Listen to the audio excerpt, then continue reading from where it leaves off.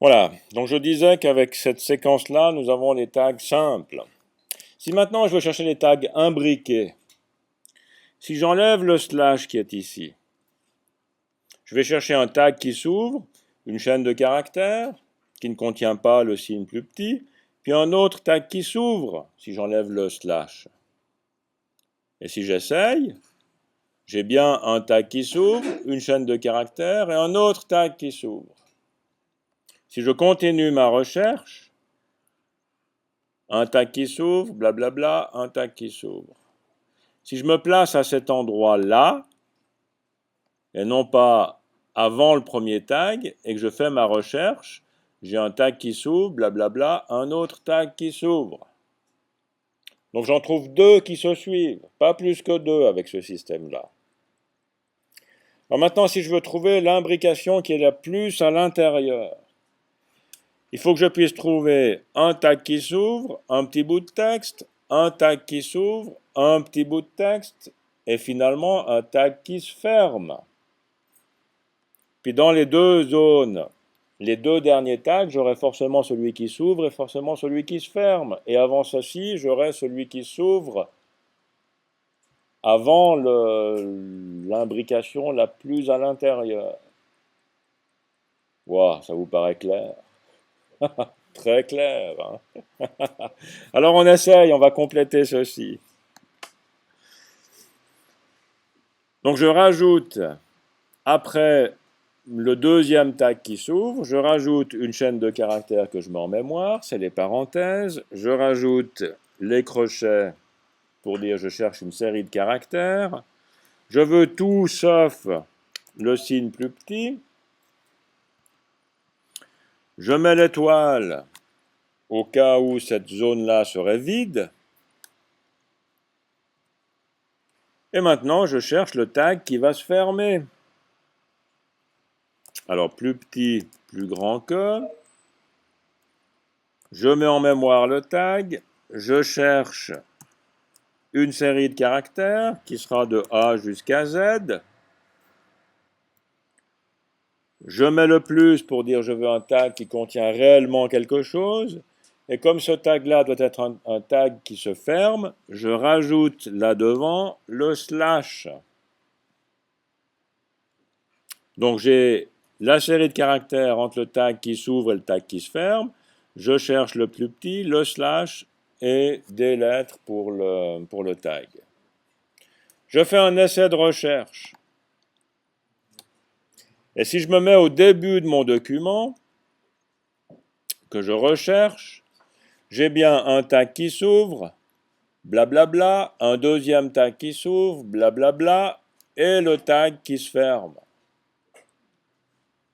Et c'est là où la structure de votre document est importante, pour que l'ordre de repérage des tags qui s'ouvrent et qui se ferment soit juste.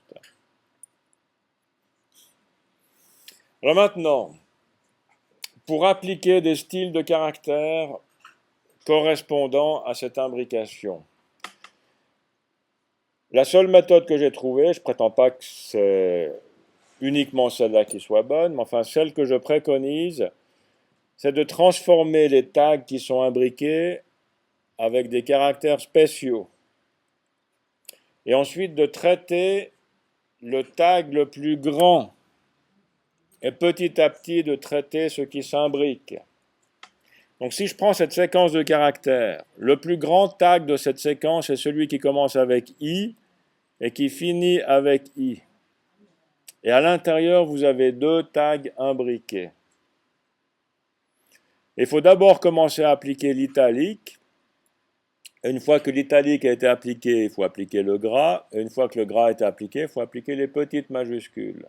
Donc il faut trouver un moyen pour bloquer temporairement le repérage des tags imbriqués. Et pour pouvoir les bloquer, il faut les localiser. Et c'est ce qu'on est en train de faire, on est en train de les localiser. Alors pour les bloquer, il faut utiliser un caractère qui n'existe pas dans votre document. Et ce caractère-là va être mis à la place des caractères plus petits et plus grands que. Alors je vais un petit peu plus loin dans mon explication. Ne nous arrêtons pas là en si bon chemin. Cette séquence-là, j'en aurais besoin, je ne veux pas la perdre. Alors je la sélectionne, je me mets dedans, je la sélectionne, pomme A, et je la copie, pomme C. Voilà. Maintenant, je vais chercher deux caractères. Je mets les crochets, je n'ai pas besoin de mémoriser, c'est juste pour voir s'ils existent ou pas. Et je vais chercher le plus petit ou égal et le plus grand ou égal. Donc avec la touche Alt majuscule et le signe plus petit, non, Alt plus petit, ou bien Alt majuscule plus grand, vous avez le signe plus petit ou égal et plus grand ou égal. Est-ce que l'un de ces deux signes existe dans mon document? Je recherche, je n'en ai pas. Si j'en ai pas, c'est que je peux l'utiliser. Et je vais remplacer les tags qui sont imbriqués, ce signe-là et ce signe-là, par ce nouveau symbole qui n'existe pas dans mon document. La raison pour laquelle je fais ça, c'est qu'après je pourrais localiser un tag i qui s'ouvre et un tag i qui se ferme sans être perturbé par les plus petits et plus grands que des tags intermédiaires. Et je pourrais appliquer mon italique depuis cette position-là jusqu'à cette position-là, comme si c'était un tag sans imbrication. Autrement, je ne peux pas localiser le plus petit qui est ici sans passer par les autres plus petits qui sont à l'intérieur. Donc, on va remplacer tous les tags imbriqués par des tags qui vont utiliser ces deux symboles. Alors, je vais remettre la séquence que j'avais tout à l'heure, celle-là. Ah, peut-être encore un truc avant que je fasse ça. Ouh, un truc important. Les deux caractères que j'ai cherchés, je peux mémoriser cette fonction de recherche. Alors, je sélectionne ceci, je remets les deux symboles, plus petit égal, plus grand égal. Et cette fonction-là, quand je recherche et que je ne trouve pas, plutôt que de chaque fois leur taper quand j'en ai besoin, je peux l'enregistrer, cette séquence. Vous voyez que la requête ici, j'ai personnalisé, mais je peux enregistrer une requête personnalisée. Je peux lui donner un nom. Donc la première chose que je vais vérifier dans mon document, c'est est-ce que ces deux caractères existent pour savoir si je peux les utiliser ou pas. Donc je vais appeler ceci imbrique 01 et je cherche je vérifie si ceci et cela. Comment j'ai écrit ça dans mon truc? Je vérifie si aucun. Donc je vérifie si dans mon document je n'ai pas ce symbole ni ce symbole. Et je mémorise cette séquence-là. L'intérêt maintenant, c'est qu'elle apparaît dans ma liste ici. Et je peux la retrouver sans avoir besoin de la taper. Alors je remets ma séquence qui permet de trouver deux tags qui commencent et un tag qui finit. Je cherche. Voilà, par exemple ici. Et je remplace ceci par le tag qui s'ouvre. Je vais garder cette ouverture-là pour trouver la fermeture qui n'est pas encore sélectionnée. Donc le tag qui s'ouvre, ce que j'ai mis en mémoire dans la première position, ça veut dire celle-là. Ce qui était mémorisé ici va se retrouver avec le $1 qui est là. Le plus grand que pour fermer. Je mets ce qui est en mémoire dans la deuxième position. Ça sera $2. Maintenant, j'arrive au tag qui est imbriqué. Je mets le caractère de remplacement, celui qui n'existe pas dans mon document. Donc plus petit égal. Le contenu de la troisième position, c'est le $3. Le plus grand que devient plus grand ou égal. Le contenu de la quatrième position, c'est le $4. Nous sommes ici maintenant. Et puis le tag de fermeture que je mets avec le caractère qui n'existe pas. Je n'oublie pas le slash. Je mets la cinquième position et je ferme le tag de fermeture. Je ferme le tag de fermeture. Ah, ça c'est du français. Hein.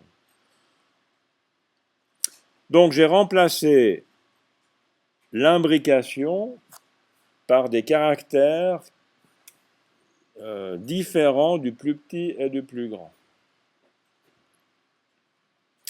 Alors je cherche une occurrence comme ceci. Je remplace. Vous voyez qu'ici j'ai bien mon plus petit ou égal, plus grand ou égal. J'ai bien la fermeture ici, plus petit ou égal, plus grand ou égal. Si maintenant je reviens devant cette séquence-là, puis que je cherche, je ne vais plus la trouver celle-là, puisque je n'ai pas les mêmes symboles. Par contre, je trouve celle-ci. Alors je remplace. Je cherche encore une autre. Il y a celle-ci, santé. Je remplace. Est-ce que j'en ai encore? J'en ai plus. J'aurais pu faire tout remplacer. Si la structure est parfaitement régulière, il n'y aurait pas eu de problème. Alors cette séquence-là, j'ai intérêt à la mémoriser, parce que je ne veux pas m'amuser à la retaper à chaque fois. Donc le petit symbole ici me permettra d'enregistrer ma deuxième séquence, 1 brique 02, et puis j'appelle ceci mettre les plus petits et plus grands pour imbrication jusqu'à 0. Le jusqu'à 0 ici veut dire que je répète la fonction de recherche-remplacement jusqu'à ce qu'il n'y en ait plus dans mon document. Et maintenant, c'est dans ma liste. Voilà, avant que cette vidéo fasse 2 heures, je vais m'arrêter là. Voilà, je vais m'arrêter là, c'est tout.